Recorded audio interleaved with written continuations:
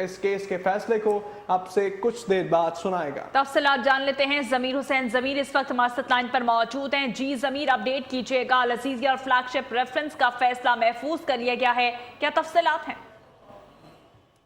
जी बिल्कुल, Islamabad high court में अल Aziziya और फ्लैगशिप रेफरेंसेस की मुंतकिली के हवाले से फैसला महफूज कर लिया गया और ये तकरीबन पिछले कई दिनों से इस केस की समाअत जारी थी और बाकायदा तौर पर रेफरेंस दायर किया गया था और कहा गया था कि एक साफ अदालत के जज मोहम्मद बशीर जिन्होंने 10 माह इस केस को सुना है, वो इन दोनों रेफरेंसेस की समाअत नहीं कर सकते। इतराज उठाया गया था मियां मोहम्मद नवाज शरीफ के वकला की जानिब से। तो इस्लामाबाद हाई कोर्ट में ये दरखास्तें दायर की गई थी और वो समाअत के लिए मुकर्रर कर दी गई थी।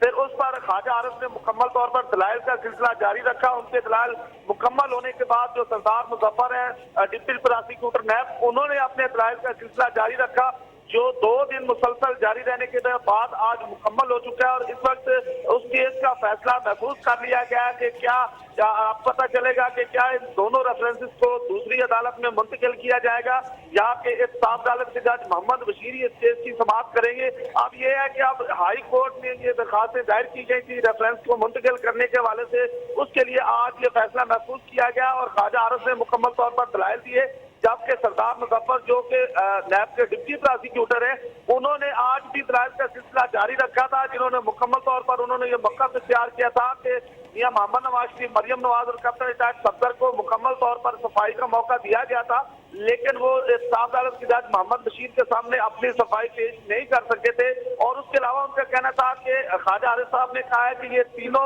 रेफरेंसेस जो है वो मुश्तरक हैं, तो उस हवाले से भी उन्होंने तफसीलन अदालत को आगाह किया और उन्होंने मजीद ये भी कहा था आपके 10 माह तक साफ अदालत के जज मोहम्मद बशीर ने इस केस को सुना है और बाकायदा तौर पर वो इस केस को समझते भी हैं और अगर इसी तरह दरखास्तें लेके लोग आते रहे तो फिर एक रिवाज बढ़ जाएगा कि जज को चेंज कर दिया जाए और दूसरी अदालत में मुंतकिल कर दिया जाए केस को।